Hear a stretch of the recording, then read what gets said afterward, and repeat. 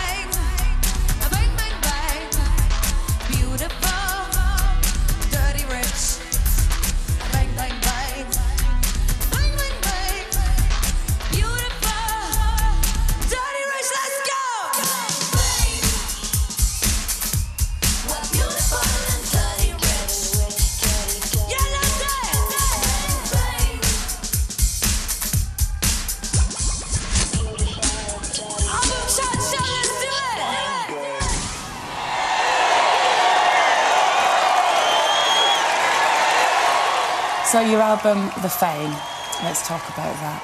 Yes. Is it like your baby? It took you a long time for it to come to fruition? Yes, or? it's my Jesus. It's my immaculate conception. That's quite a big claim. What's going to happen with the rest of the albums? What can they be? I need my Jesus II to come.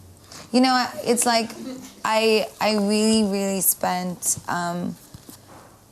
2.5 years like writing like crazy, because it's my belief that you have to, every album should be the greatest hits of some era of your life. So it's like I intend for every record that I ever put out to be a greatest hits for myself. Whether or not, I know that years from now we'll do my greatest hits like 6 albums down the line. Yeah. But for right now, it's like for that period of my life, for 4 years and counting, and then working for 2.5, it's like I probably wrote like 150 records. Wow. Produced.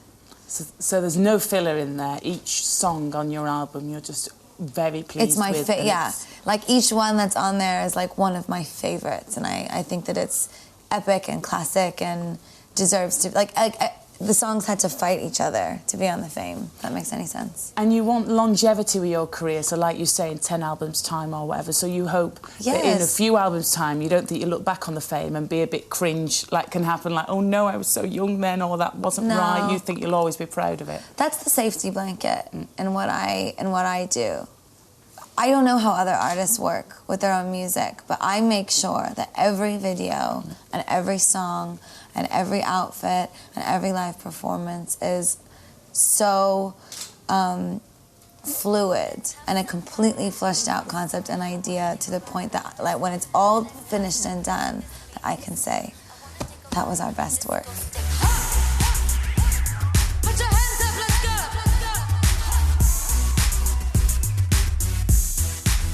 I wanna kiss you, but if I do, then I'm like Missy, babe. Ha, ha, ha. It's complicated and stupid. Got my ass squeezed by sexy Cupid.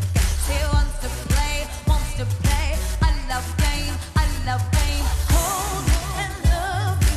Just wanna touch you for a minute. Maybe 3 seconds is enough for more to quit it. This beat is sick. I wanna take a ride on your disco stick. Don't think too much, just bust that kick. I wanna take a ride on your disco stick. Let's play your love game, play your love game. Do you want love or you want fame? Are you in the game? Scream London! Let's play your love game, play your love game. Do you want love or you want fame? Are you in the game? Ha! Ha! Ha! Don't love game. I can't hear you, come on! Ha! Ha!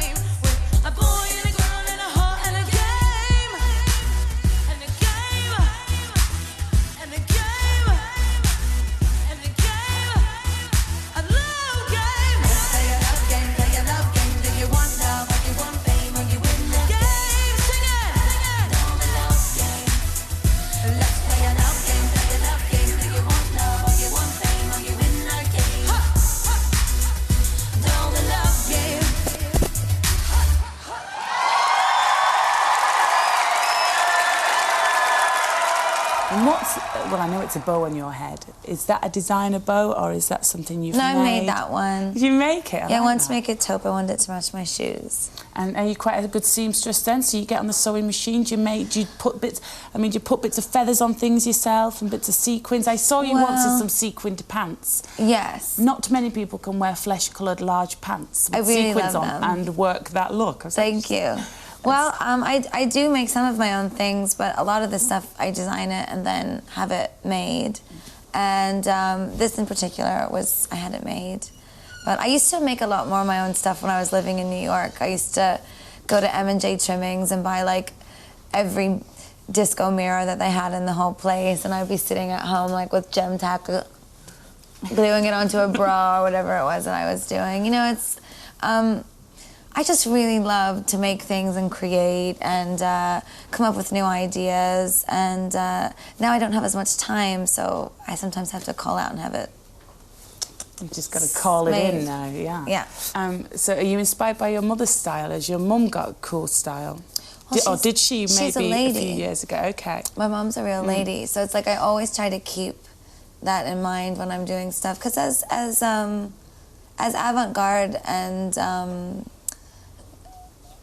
a bit left of center, some of the stuff that I wear is, it's like I always really try to tailor it and fit it to create just a new idea of what a lady can look like, so that we just don't get stuck in this terribly boring thing of what everyone tells us that we have to be. We have to conform. Yeah, or you we don't have to have fit to. into a certain shape. Yeah. And then was the stage where you kind of tickle the dark underbelly of life, where you'd be setting fire to things on stage and doing quite I just wild did stuff. whatever the hell I wanted to do. I just was like, this is what I want to do. And I thought to myself, genuinely, and I would really suggest, I don't know if anybody in here makes music or wants to make any kind of art, but I think the most powerful thing to ask yourself is,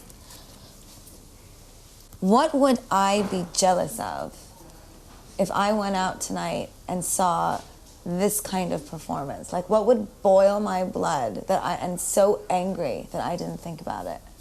And that's how I create all my work. What would make me really mad? And are there any performers out there that have made you mad that you think, oh, I love that, how dare she? Is there Oh my anyone there God, that Grace Jones, I was like floats your boat? vomiting all over myself profusely.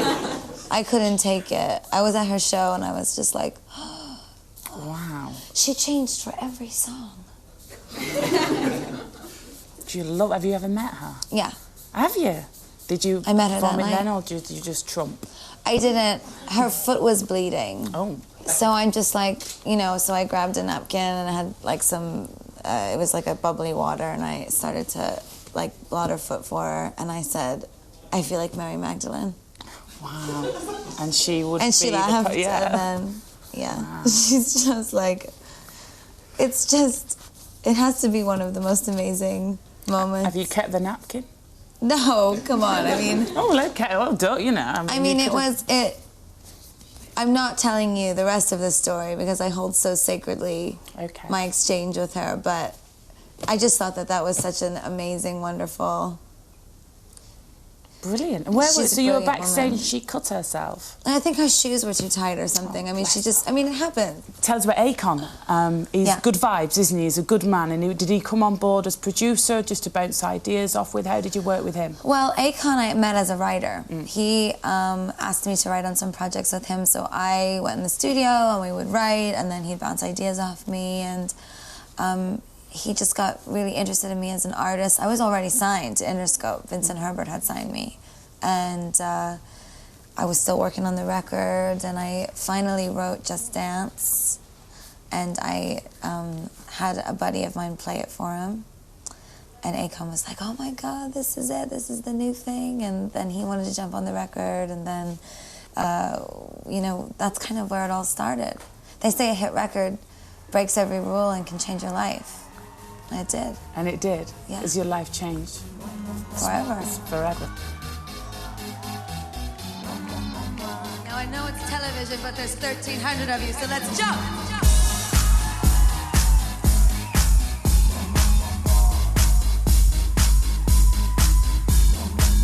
I wanna hold them like they do in Texas, please. Fold them, let them hit me, raise it, baby.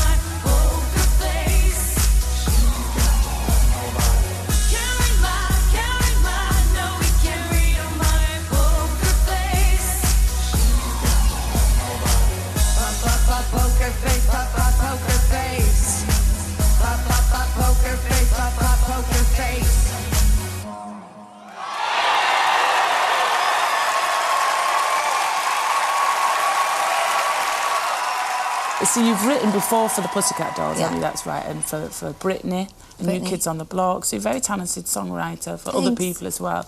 Are you going to do more of that? Or are you just going to? Is it going to be Lady Gaga all the way now? Oh no, I'm gonna continue to write for other people, and yeah, I mean, I love writing music. And what's? I mean, I know you've only just got this album out. What's next? Are you just going to keep getting back in the studio? Are you going to keep writing? How do you work? Well, I can't get music and videos out fast enough. And I think that that's one of like the biggest problems in the industry today is that it's like there's sort of a protocol to singles. It's like, okay, the first single, and then there's a video, and then you wait, and then there's a second single, and then there's a video. And it's like we've forgotten that like I can put out as many damn videos and songs as I want. Yeah, get it out there. Like who really cares, you know? So it's like I just keep changing and growing, and at the end of the day, when people think that they know what Lady Gaga is, I want to remind them that they don't.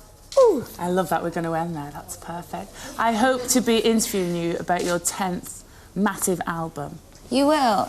Listen. Well, I'll be a bit old by then, to be It honest. is much more important to me to have longevity and be here for a long time. Well, we look forward to it. We look forward to just watching your star shoot through the sky. Thank you. It's been great. Lady Gaga, ladies and Thanks, gentlemen. guys. We are the crowd, we're coming out. Got my flesh on it too. Need that picture of you, it's so magical. We'd be so fantastic, oh. Leather and jeans, gold rise glamorous. Not sure what it means, but this photo of buzzing don't have a price. Ready for those flashing lights, 'cause you know that, baby, I'm your biggest fan. I'll follow you until you love me. Paparazzi, baby, there's no other superstar. You know that I'll be your paparazzi. Promise I'll be kind, but I won't stop until that boy is mine. Baby, you'll be famous, chase you down until you love me. Paparazzi. Put your hands up. You should be filming this crowd, 'cause they're pretty damn beautiful. I'll be your girl, backstage in your shows, velvet ropes and guitars, because you're my rock star. Between the sets, eyeliner and cigarettes.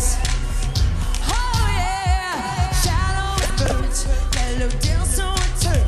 My lashes are dry, purple teardrops I cry. Don't have a price.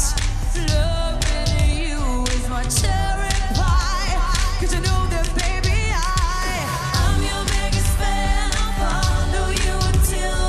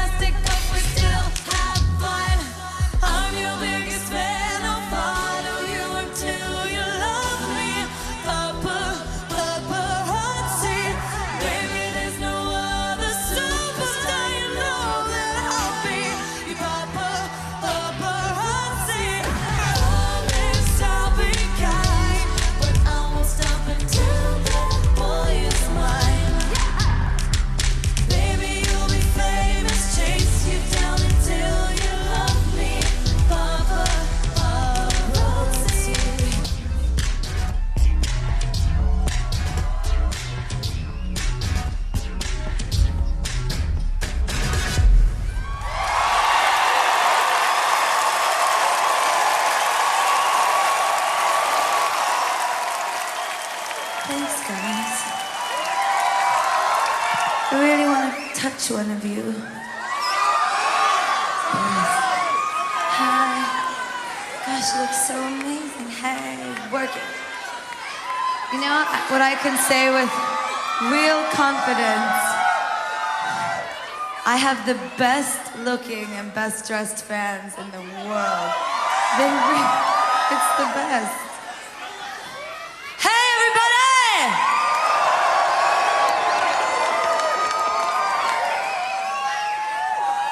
So, let's do the song that you all came here for, shall we?